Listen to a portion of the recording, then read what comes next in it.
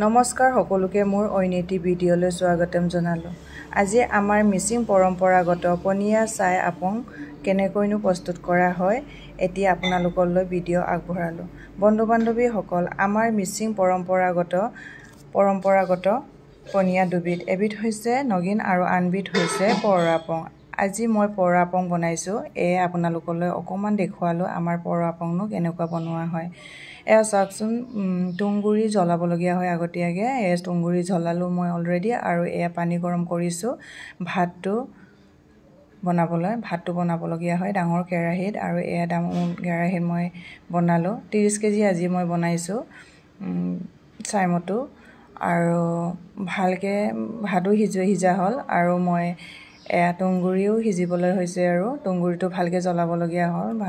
তুঁহগুৰিও হ'ল অলৰেডি, আৰু তুঁহগুৰিটো আৰু ভাতটো মই দুয়োটাই মিক্স কৰিম।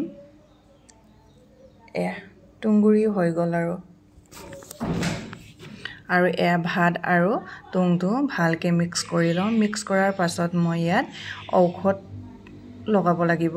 ঔষধটো লগাই পলিথিনত মই ভৰাই থওঁ। পলিথিনত ভৰাই 15 দিনৰ পাছত খাবলৈ হয়, আৰু বিভিন্ন ধৰণৰ ঔষধি লগাই পিঠাগুড়িৰ পৰা বনোৱা হয় ঔষধটো, আৰু ঔষধটো ঘূৰি কৰি তাতে মিশ্ৰণ কৰা হ'ব। তুঁহ আৰু ভাতৰ মিশ্ৰণ কৰিম, আৰু মিশ্ৰণ হোৱাৰ পাছত মই পলিথিনত ভৰাই থ'ম।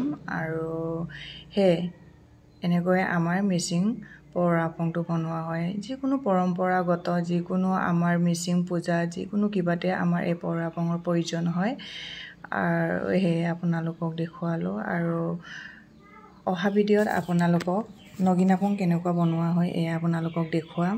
আৰু মোৰ ভিডিঅ'টো আপোনালোকক ভাল লাগিলে যদি ইউটিউব ছাবস্ক্ৰাইব কৰি দিব, আৰু ইউটিউব চেনেলটো ছাবস্ক্ৰাইব কৰি দিব, আৰু লাইক কৰি দিব, শ্বেয়াৰ কৰি দিব। আজিলৈ মোৰ ভিডিঅ'।